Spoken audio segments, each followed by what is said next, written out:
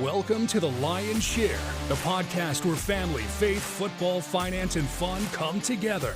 Join Mitch Lyons, former NFL player turned financial pro, as he shares insights and stories from his unique journey.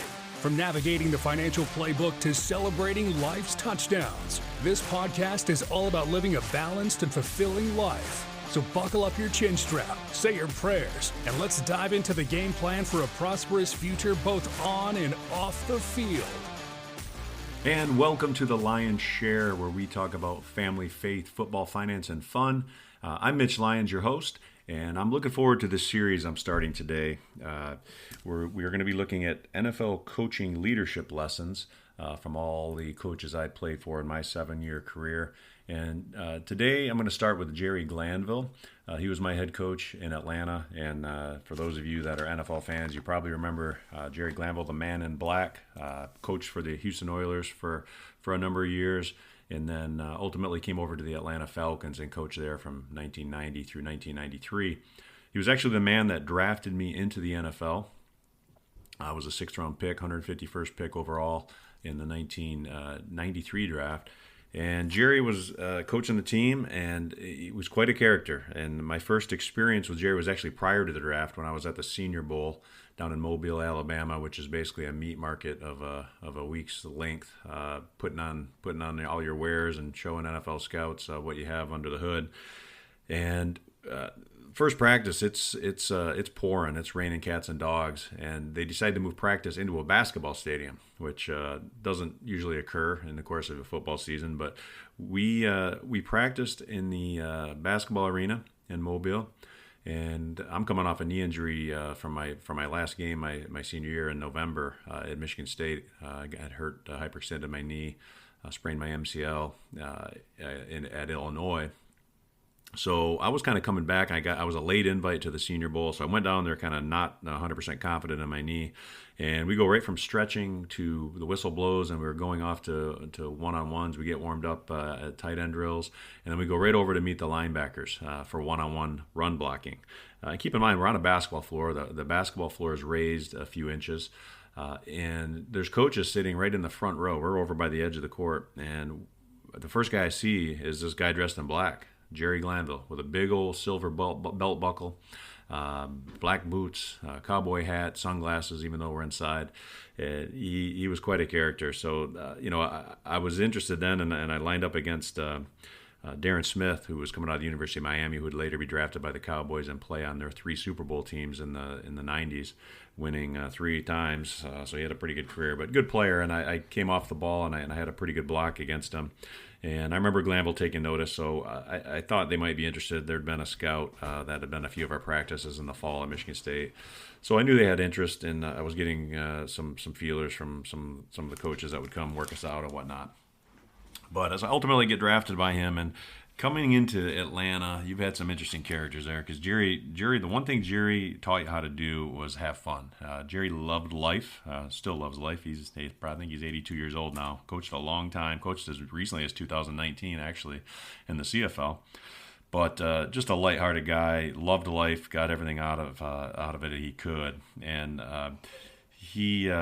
he had a penchant for kind of crazy stuff. People may have heard the stories of him leaving tickets for Elvis, and he raced trucks in the off season. And in fact, a lot of people know the Atlanta Falcons actually sponsored a NASCAR for him, a NASCAR car that he raced. But his thing was he never called you by your name. You were either rookie or car, whatever your number was. I was number 86, so he'd call me car number 86, or he'd just call me rookie, or if he had a nickname for you. And the longer you were around him, you were more likely to get an actual nickname. So those varied from Eric Pegram, who was a running back who had a very hairy back. He called him Teen Wolf, so it was Teen Wolf or Car 33.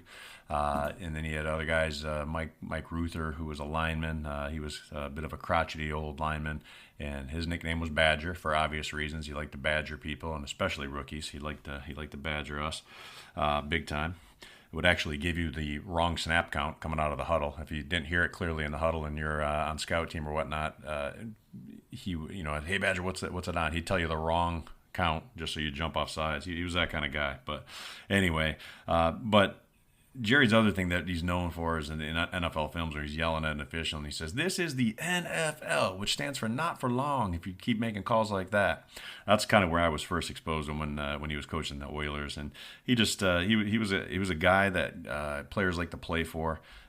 And my rookie season, I come in there and I'm coming into a team that's got Andre Rison and Deion Sanders and Bobby Aber was coming over from the Saints, guys that I grew up kind of watching play and idolizing a little bit. So that was kind of surreal. So I go to my first mini camp.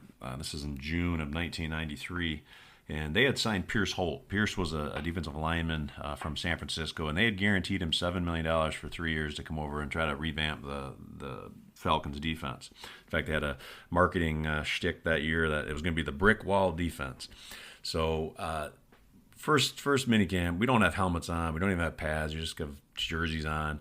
And I release inside on a crossing pattern, and Mike Gann, who was a long time a defensive end out of Notre Dame, he kind of jams me, and at the same time, Pierce is running a game where he's looping over over his teammate, coming up running a game on the defensive line, and we hit heads so hard, and I'm my bell's ringing. I finish my route, I turn around, and Pierce Holt's laying on the ground, holding his jaw, just writhing in pain. I'm like, oh no, this is not good. Practice moves on. Pierce goes into the training room. Turns out he's broken his jaw. He has to have his jaw wired shut for 6 weeks. Not ideal when you're trying to get ready for an NFL season. And so the next practice, the next morning, I'm laying on the ground during calisthenics, and Badger happens to be next to me, and I see Coach Glanville coming across the field with his cowboy hat and his glasses and his Sansa-belt shorts. And he says, "Badger, what round did I draft Car 86 in? The 13th? Now, keep in mind, there was only 6 rounds back then, or 7 rounds, excuse me. And he's telling Badger that we drafted me in the 13th round. He comes over, and he's standing over me, and he says, "Look at you, breaking my $7 million man's jaw." He goes, "You do that again, rookie, you're going to be on the first bus out of here." And I was just like, "Yes, sir." I really wanted to say, well, maybe we should have helmets on, but which we did going forward, not surprisingly. But that was kind of my entrance and introduction to NFL football, and it started with Jerry Glanville. But we started off 0-5 that year, which was not the way you want to start off. So I didn't really get an understanding of how fun it was to play for Jerry until we got through that 5-game sequence. And Deion came back. He'd been playing baseball. We lost our 5th game, which was on a Sunday, and we had a Thursday night game, home game against the Rams that Thursday, and the Braves got eliminated from the NL playoffs on Tuesday of that week, and the papers are all, "Is Deion going to play? Is Deion going to play?" And I'm like, there's no way he's going to play. He hasn't been at practice, and baseball ended on Tuesday, and here we are. We got a Thursday game. I show up at the stadium on Thursday night, and lo and behold, Deion's uniform's all laid out in front of his stall. And I said, well, I guess he's playing. And he did, and he came in and he played nickelback for us that game, and we ended up beating the Rams. And then we proceeded to win 6 of our next 7 games. And then it got fun because Jerry, he knew how to let his hair down and let guys express themselves. And obviously Deion and Andre were characters, and we had a number of other characters on that team. But it was a lot of fun, and it had lined up where our remaining 3 games were against the 3 worst records in the NFL. And if we won those 3 games, we controlled our own destiny, we'd make the playoffs. So it was all there for the taking. And consequently, we go on to lose every single one of those games, and Jerry has shown the door, and that was the end of his NFL head coaching career. So we didn't go out the way we certainly wanted, but the lessons I learned from Jerry that I take with me still today is that have fun in what you do, right? I mean, every NFL season's a grind, right? And you've got to have some fun along the way. And it's only a game. It's not. It doesn't define you. Jerry had a lot of interest, like I said, NASCAR and truck racing, and just he knew how to have fun. And the NFL season can be a drudgery at times, especially when you're losing. So you got to be, you got to take the good with the bad and kind of keep an even head. And Jerry kind of taught me to do that. So I only had the 1 year with him. It was a fun year, and I would love to have the opportunity to chat with Jerry, 30 years later, and just get his perspective on life. Maybe he remembers me, maybe he doesn't, but he certainly left a mark on a short amount of time for me. Like I said, he was showing the door, and then June Jones came in to replace him, who was our offensive coordinator on that team. So I'll have more to share about June. But this will wrap up our first in the series of NFL coaching leadership lessons. But Jerry Glanville, I'll just leave you with the guy had fun and he didn't take himself too seriously. And, life was an adventure with Jerry. If you enjoyed what you heard, subscribe to our channel, and you can look forward to some future episodes along this same theme. Next up is June Jones, and a few funny stories out of that one. He was my coach the next 3 years in Atlanta. So I'll touch on some June stories and some lessons I learned from him. And if you want to go to MitchLyonsWealth.com, you can follow me on all my different social media platforms and YouTube page and whatnot, and check us out, all the things we do. All right, so until next time, we'll talk. Thank you for joining another episode of The Lion's Share. We hope you found value in our discussions on family, faith, football, finance, and fun. Don't forget to subscribe and leave a review if you enjoyed the show. Connect with Mitch on all social media platforms at MitchLyonsWealth.com. Until next time, remember to protect your wealth, cherish your loved ones, and live life to the fullest.